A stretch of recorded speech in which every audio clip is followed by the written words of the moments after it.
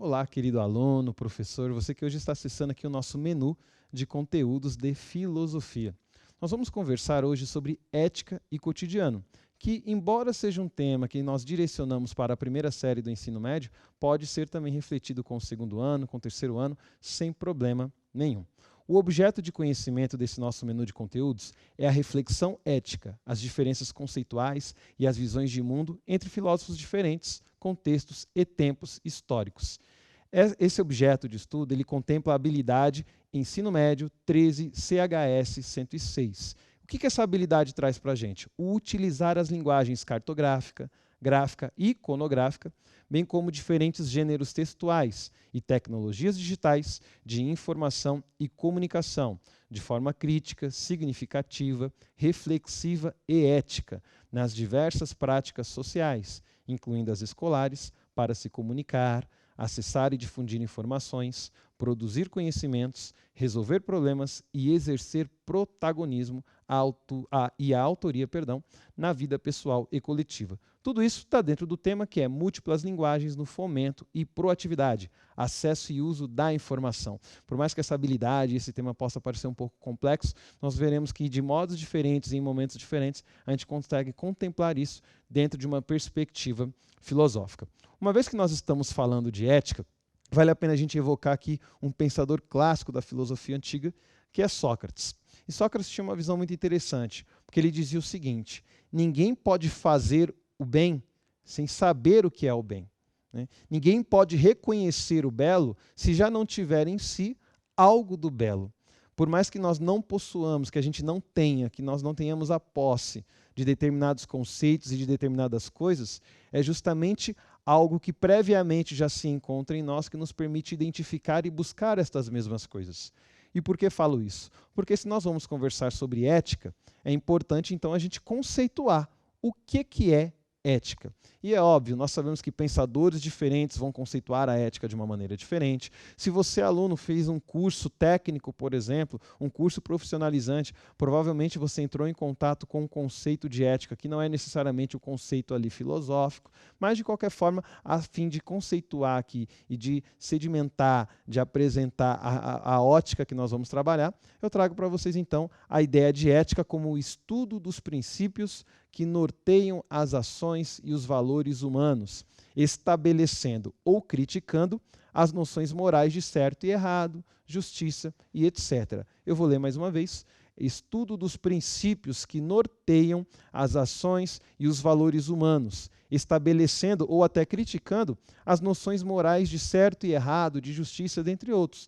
Então, a ética, ela tem justamente essa pretensão de buscar qual que é o fundamento, qual que é a origem, como funciona aquilo que nós chamamos de moral, esse conjunto de valores, de regras, de certo e errado, de bom e mal, de certo e ruim, de correto e incorreto, que fazem parte da nossa vida social.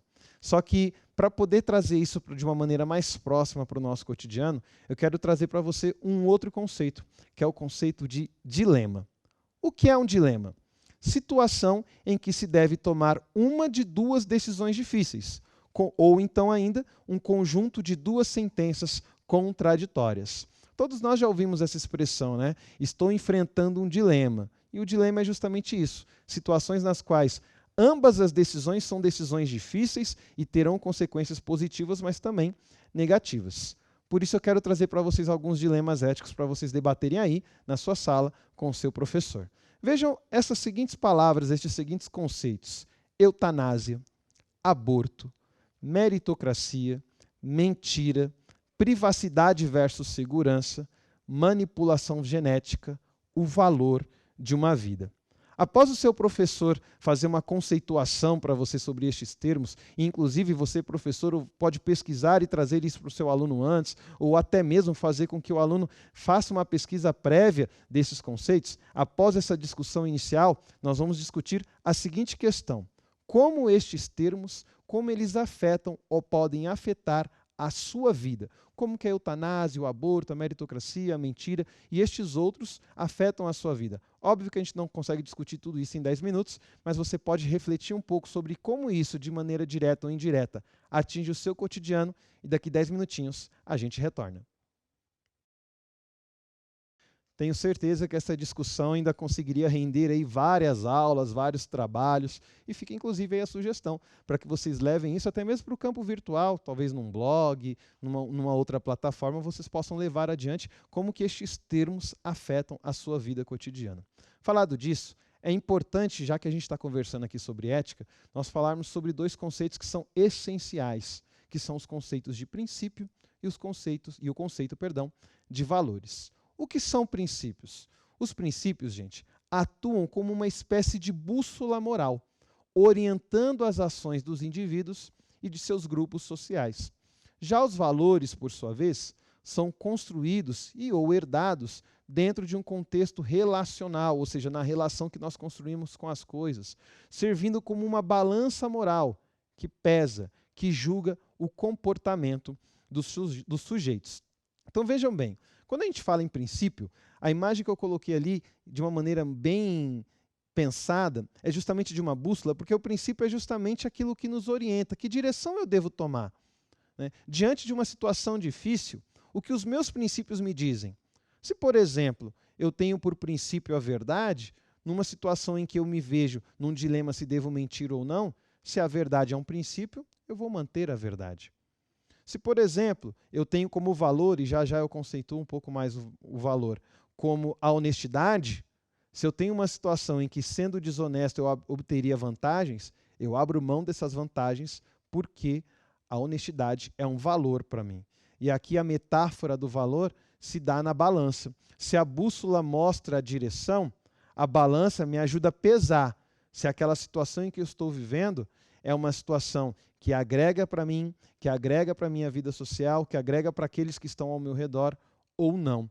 Afinal de contas, dependendo dos princípios éticos, a gente vai ver que este pesar as situações, pesar os contextos, fazem toda a diferença.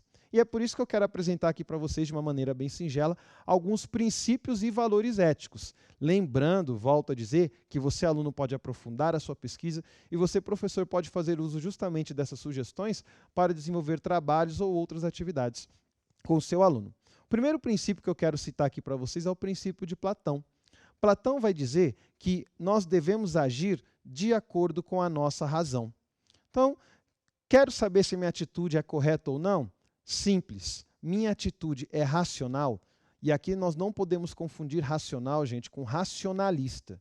O racionalista é aquele que leva a razão ao extremo, desconsiderando a sua vontade e os seus sentimentos. Platão não diz isso. Na sua teoria das almas, inclusive, Platão vai dizer: todos nós temos emoções e vontades e elas são essenciais, mas elas precisam ser governadas pela razão. Quando as minhas emoções, os meus sentimentos ou as minhas vontades tomam o controle da minha vida e a razão fica por baixo, fica para trás, as consequências não são boas. Então, o princípio ético de Platão: haja de acordo com a razão. Por sua vez, nós temos um outro pensador, que é Aristóteles, discípulo de Platão, inclusive, que vai dizer, olha, o princípio ético é o que ele chama de justo meio, ou justa medida. O que seria isso? Seria você sempre procurar o equilíbrio nas tuas ações. Sempre gosto de dar o exemplo da coragem. Se a gente for olhar, quem é o corajoso? É aquele que enfrenta os medos que pode enfrentar, mas que corre daquilo que não pode enfrentar. Não é coragem você enfrentar aquilo que vai acabar com você, aquilo que vai te expor, aquilo que vai te destruir. Isso não é coragem, isso é temeridade. Vejam bem, coragem é equilíbrio. Eu enfrento o que dou conta, mas corro, meto o pé daquilo que eu não dou conta. Além disso, nós temos outros princípios, como, por exemplo, o hedonismo, que vai trabalhar com a noção de prazer. O que é o certo é aquilo que é afastador e traz prazer para a minha vida. O utilitarismo, que trabalha com a ideia de maior bem comum. Então, quando a gente vê aquela discussão, por exemplo, olha, alguns vão sofrer, mas para o bem de muitos. É uma crença, é um princípio utilitarista. E, para encerrar, deixo como sugestão aqui para vocês também o princípio de Kant, que é o princípio do dever. Se a razão me mostra que algo deve ser feito e se algo precisa ser feito. Aqui a gente se encaminha para o nosso final, deixando algumas dicas para vocês antes da nossa última atividade. Que dicas são essas? Você pode realizar com seus colegas, com seu professor, um debate ou um podcast pensando no tema, a relação entre as fake news e o utilitarismo. Você pode fazer uma pesquisa sobre outros princípios éticos na história da filosofia, ou vocês podem também fazer uma projeção, uma sessão pipoca, um filme, sobre alguns temas, alguns títulos, alguns filmes que ajudam nessa reflexão, como O Efeito Borboleta, de 2004, A Escolha de Sofia, de 1982, e uma série que está lá na Netflix que se chama The Good Place, que surgiu aí, que foi estreada, melhor dizendo, no ano de 2016. Para a gente encerrar, quero deixar para vocês, então, a nossa última atividade, que também pode ser desenvolvida numa outra aula, caso a gente não consiga concluir nesse momento. Como nós estamos nesse contexto de pandemia, pode ser que no momento em que essa aula seja aplicada, o grupo seja muito reduzido. Então, em vez de trabalhar em grupo, nós podemos trabalhar com 4 indivíduos, por exemplo. Você, professor e aluno, pode pensar a melhor forma de fazer isso. Vamos para a nossa atividade, então, que pode durar aí em torno de 25 minutos. O que você faria, e baseado em que princípio, nessas seguintes situações? Você, indivíduo, grupo 1, no dilema de Heinz, e aí o professor vai trazer para você aí na aula o dilema de Heinz. O dilema do trem, que é um dilema muito conhecido também.